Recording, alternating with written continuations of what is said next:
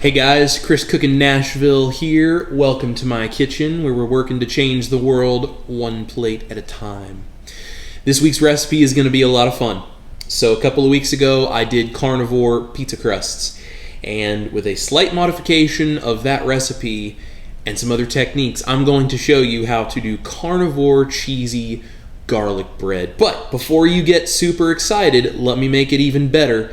I'm also going to show you how to take that cheesy garlic bread and turn it into a cheesy garlic bread steak sandwich. Totally carnivore if you leave out the spices, if you're more ketovore or keto, or if you do dirty carnivore and you don't mind the spices. I'm going to show you how to make it fantastic with a chipotle aioli as well. Guys, this is going to be a fun one. I really appreciate you watching. My Patreon is down below. You can also join my YouTube channel if you want to support what I'm doing here. If you don't want to do that, that's cool. There's some other links down there for a shop on Amazon, as well as a swag shop. You can get a t-shirt or an apron or something. If you don't want to do any of that, that's cool. Just give me a thumbs up on the video if you like it. Comment down below. Share this to your social media. Subscribe if you haven't yet. And hit that notification bell so you know every time I drop something cool like carnivore cheesy garlic bread. Guys, thank you so much for being here. This is going to be a fun one. Let's go ahead and get to work. Let's do cheesy garlic bread carnivore style. Okay, so here's what we got going on. Large mixing bowl. 8 ounces of softened cream cheese, 2 tablespoons of melted butter, 5 eggs that we're going to separate, 2 teaspoons beef gelatin powder or any unflavored gelatin powder that you like, garlic powder, egg white powder. We're going to use about 4 tablespoons, but we'll double check. That may be a little higher or a little lower depending on the size of your eggs. And a couple tablespoons of sour cream. This is all we're going to need, and then of course cheese, right? Because it's cheesy garlic bread. Okay, I have 16 ounces of a whole milk mozzarella cheese. I'm going to use about half of that in the mixture, and then I'm going to put sliced provolone cheese on top of the bread to actually create that top cheese layer. Let me show you how we mix this up. Softened cream cheese, make sure it is soft. A couple tablespoons of sour cream. It is not vital that it is exact, it just needs to be close. 2 tablespoons melted butter. 2 teaspoons beef gelatin.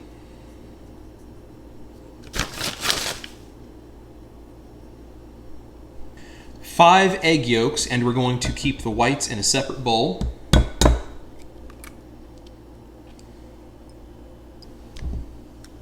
We're going to combine this mixture really well, start on low and then increase to high.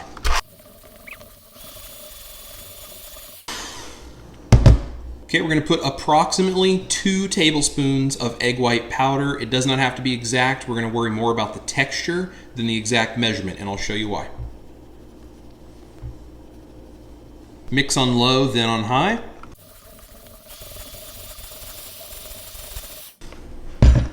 Okay, so currently after 2 tablespoons, I'm going to scrape down the sides here, and we're going to look at the texture. Currently, after 2 tablespoons, this is a little thinner than I still want it to be. See, it still runs a little bit. I want this to be more like a brownie batter texture that's just a little thicker than that. I don't want it to run quite that easily. We're looking for soft buttercream icing or thick brownie batter texture. We're going to go ahead and put in 1 additional tablespoon of egg white powder. Spread this around. Mix on low and then high.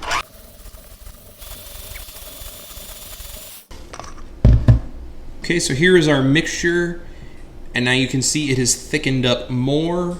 This is more like a brownie batter or like a thin, sort of liquidy buttercream icing. That's where we want it to go. We don't want it to get any thicker, because if it gets thicker, we're not going to be able to mix the cheese into it. But if it's thinner, it's going to run so much, it's going to be hard to work with. So what we're going to do is get this kind of a texture, and then we're going to mix in the cheese. Okay, here is our block of grated mozzarella. Now I use the whole milk mozzarella because it has higher fat. It just tastes better. It works better in this recipe. If you can't find that, you can use any mozzarella you want. You can really use any shredded cheese that you want. But I find the neutral flavor of the mozzarella is my personal favorite. So I'm going to use about half of this and put it directly in here with this mixture. Okay, and then we're going to mix this up. And I do recommend using the whisk or hand mixer or whatever you're using, because it's going to beat that cheese in there. And one, it's going to incorporate air. Two, it's going to actually break the cheese up smaller so it combines better. So it'll taste better this way. So on low, and then we'll put it up on high and really try to whip this.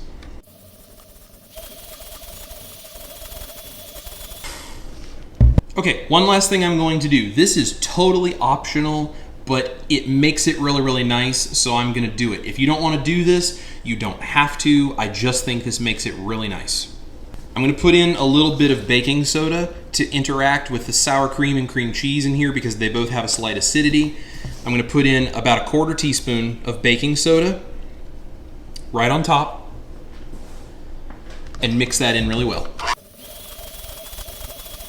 Okay, now you can see we have a really nice, thick mixture here with that cheese well incorporated. That baking soda is going to start working. Now the baking soda is going to sit here for a few minutes and interact with this and make it fluffier. At the same time, we're going to go whip up our egg whites. Okay, my egg whites are going to go into the bowl of my stand mixer, which has been wiped out with a paper towel with just a little bit of white vinegar on it. That's a great way to clean your mixer bowl so you know there's no fat in there to prevent those egg whites from whipping up.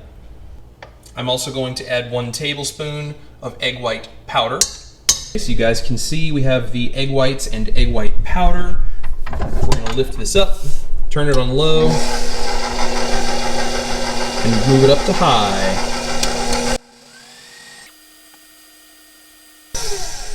Okay guys, we're getting nice, stiff egg whites here. They're a little soft still, kind of a shaving cream texture. That's exactly what we want. So we're gonna go ahead and take these out now and go mix them together with the other mixture. All right folks, we're going to take this shaving cream style mixture of egg whites and we're gonna fold it into this fatty egg yolk and cream cheese mixture, very much the way we did the pizza crust, like you would a souffle.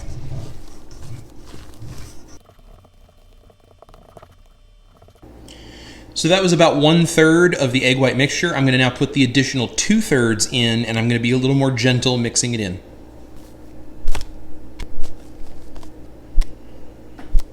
Okay, and now we're just gonna cut through the center, fold, cut through the center, fold.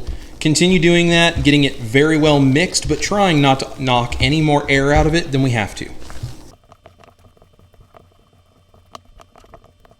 Okay, there is our mixture. There's no more white lumps left, and you can see now it is light and fluffy. Okay, let me show you how we bake it. Okay, right here I have a kind of a strange size baking dish just because I'm out of other clean baking dishes. Honestly, this will work just fine. You can do really whatever size baking dish you want. This one is like a it's an 11 cup, 2.75 quarts. My oven is ready.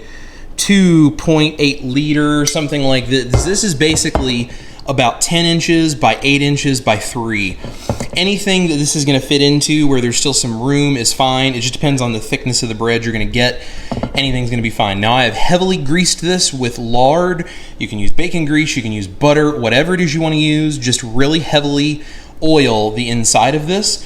And then this is totally optional, but this is a really cool way to do this. I'm going to use some grated Parmesan cheese here. I know there's anti-caking stuff in here. It's trace amounts. If that bothers you, just grate your own. I just have this on hand. So I'm going to put a little bit of this in here, and I'm going to put a little coating all around the pan. This is the same thing French chefs do with cheese soufflés. So we shake some in, tilt it to its side, tap. Do this all the way around. And we don't have to be super picky about getting it all the way to the top, but just get yourself a nice even coating. My oven is preheated to 425 degrees Fahrenheit. We're going to pour the mixture in.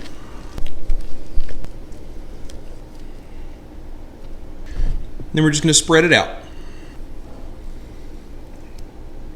Okay, here is our mixture in the pan. It does not have to be perfectly smooth and evenly spread exactly, but we do want to make sure there's no big air bubbles. So we're just going to tap it on the counter, wiggle it a little. That just gets it into all those corners.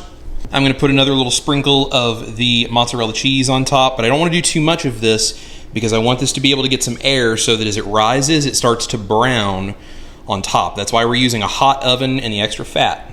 So a light sprinkling that's going to give us some really nice brown cheese. We're going to add more cheese to it later.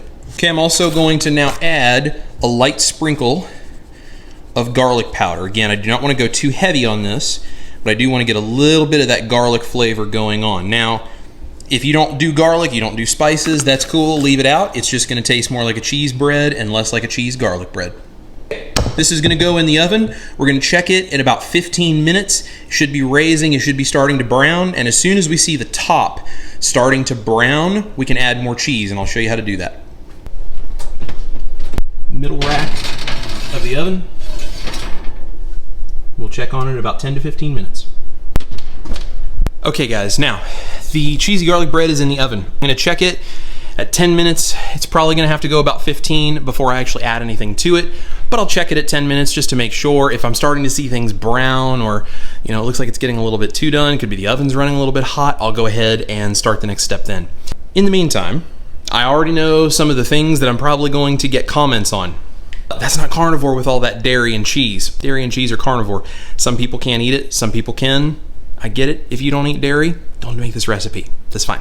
I know there's going to be a lot of people that say, that's really expensive. That's too expensive. Eggs, I can get 30 of them for $2.29. They're not like farm fresh, you know, pasture raised, whatever. I get that. Not everybody can afford that, okay? I certainly can't right now. If I could, that's what I would do, but I can't. The few tablespoons of egg white powder and a little bit of gelatin, a couple of bucks. With the cream cheese and the cream, or I'm sorry, with the cream cheese and the mozzarella cheese, you're talking like $5, $6. I get it. I know it looks expensive when you see things like the egg white powder and all of these kind of expensive ingredients and you're thinking of pasture raised eggs and all this kind of stuff. I totally understand. But the truth of the matter is, that's not necessarily how you always have to do these things, right? You can do these things economically. You can do it with whatever you've got. You're not using a whole bag of egg white powder. And if you have that whole bag of egg white powder and you have extra, you can use it for more recipes. So it's a one-time investment for a number of recipes going forward. That's why I do this. Thankfully, you guys are not like me and cranking through that egg white powder all the time. My wife is always like, you're ordering more egg white powder and gelatin? Yeah, I'm sorry, I'm out again. So if you're experimenting like I am, yes, it gets very expensive to do this, but for you guys at home, I'm trying to use as little of that stuff as possible because I want this to be as economical as it can for you. So $5, $6 if you have an expensive grocery store or you get like a really fancy cream cheese or something, maybe $7 or $8, okay? But always ask yourself, what is your health worth? Because I see people go downtown here in Nashville and they pay $15, $20 for one alcoholic drink. They'll pay $100 for dinner. They won't even question that, but they'll balk at using some egg white powder because it looks expensive. So always understand the choice of what you decide to put into your body is yours, and you have to invest your money in what's going to be best for you. For me personally, my money is best invested for my future health, and the egg white powder helps me do that. So if that's something you don't want to do, I get it. You may not like a recipe like this, but I promise you it can be done, and it's really, really good. It really, really is. So if you can handle the dairy, this is great. If you can't handle dairy, I understand. But if you can handle the dairy, this is a great recipe. All right, let's go check on that cheesy bread and see how we're doing. Okay guys, we got about 1 minute and 20 seconds left on a 15-minute bake. Do you see how it is puffing up and how it is starting to get just a little color on top? We're gonna let it go that last minute, and now 9 seconds, 8. We're gonna let it go that last minute, and then we're gonna pull it out and we're gonna put provolone cheese on top. Okay guys, this process needs to be quick because this is still a soft and liquidy egg mixture, but it is puffed. So now that it has a little bit of structure, we're gonna put provolone cheese slices over the top.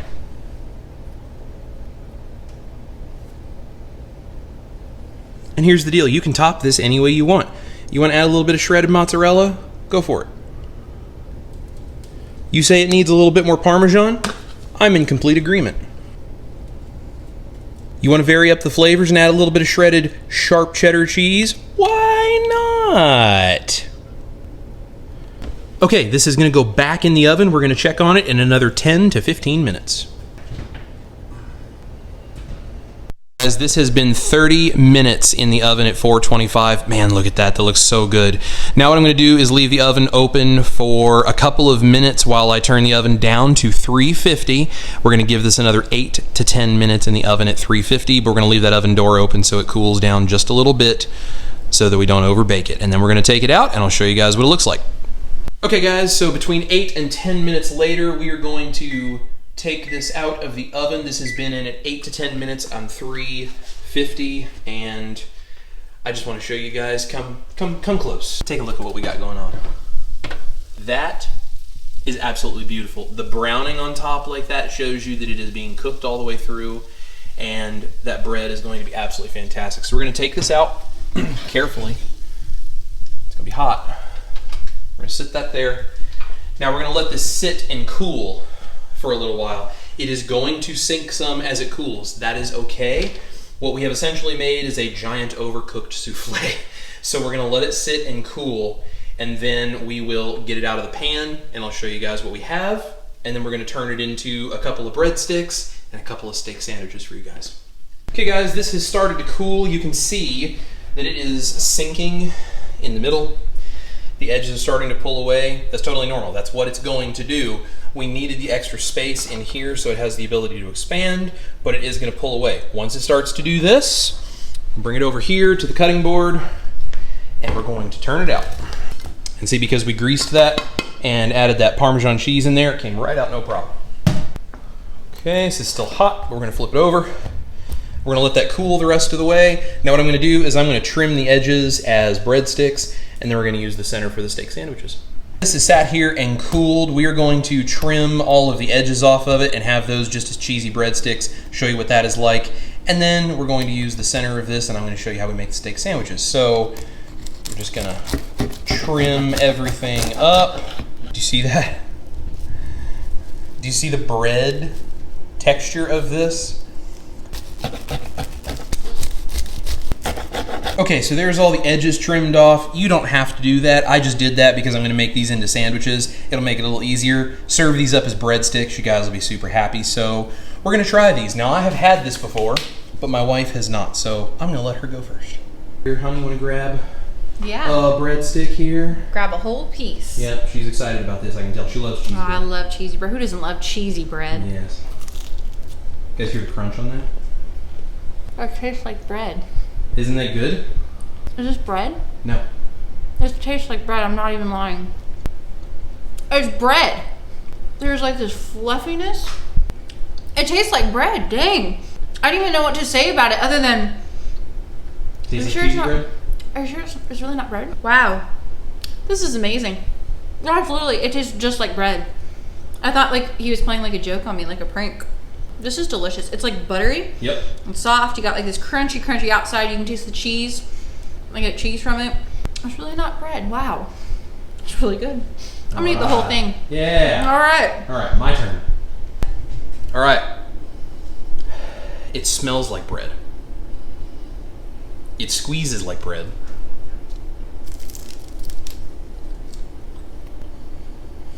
It's so good. I don't know if you'd be able to make a sandwich loaf this way or not. I have not tried. If I can figure out how to make a sandwich loaf in this same way, I'll do a video for you guys. Obviously with no cheese topping. That is good. I cannot wait to eat these steak sandwiches. They're gonna be so good. Let me show you guys how we put those together. I'm gonna cut right down the middle. There's two of us. We're gonna have pretty much this whole thing. So we're just gonna cut right down the center. And then what I'm going to do is cut it in half from the side this way. Okay, so we're just going to toast that for about a minute. Brown it just a little, kind of crisp it up.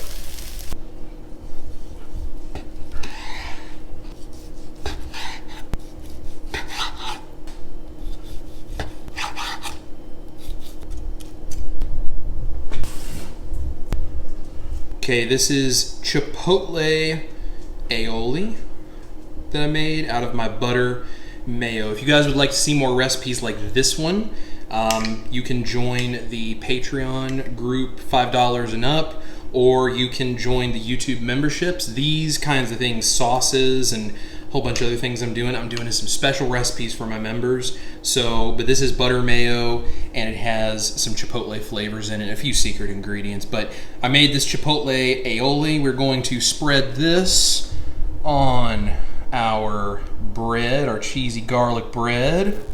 Skimp on it because this stuff is so good. This is a nice, beautiful, rare pushing medium rare filet. And don't skimp on the steak either. Y'all, if you are ketovore, you could put some caramelized onions, anything else on this steak sandwich you want, but just look at the gorgeousness of this best steak sandwich I have ever had in my life. The steak sandwich on cheesy garlic bread. This looks real good. It looks amazing. This looks really, really good. I'm drooling. Yes, so I did a filet steak. If you guys have not seen how I do steaks in a skillet, if you don't have like a grill or any way to cook outside, there is a video of that. I can put that on the end card at the end of the screen here, so my steak video will pop up. You can go watch that. The bread here, the cheesy garlic bread, is fairly similar to my pizza crust, but it's tweaked and obviously cooked in a very different way, so you get a very different result from it. If you guys have not seen that video, go check that one out as well. Make sure you subscribe to the channel and you like and comment and do all those kinds of things if you like this kind of stuff. Links are down below as usual. So I'm gonna let my wife taste the steak sandwich because she also has not had the chipotle aioli we put on it. It looks really good though. She's looking excited. I don't have words. It tastes like heaven on a bun. It's so good. I literally just don't know what to tell you. Like, I'm just gonna eat all of it. I still can't get over that this is not bread. It's blowing my mind. Like, I legitimately, when I came home, it's like I thought you were playing a prank on me.